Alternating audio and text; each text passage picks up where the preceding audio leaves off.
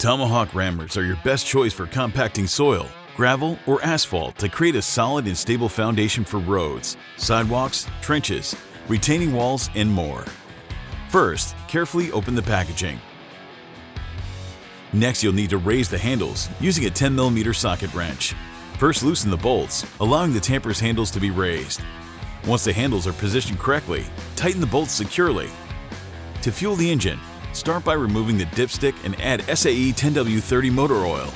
Then locate the fuel cap and fill the tank with 86 or higher octane gas. Ensure both caps are tightly secured back in place.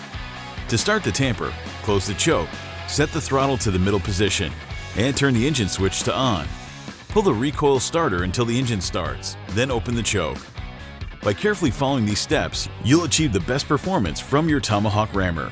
For more expert tips and tricks, be sure to hit that subscribe button today.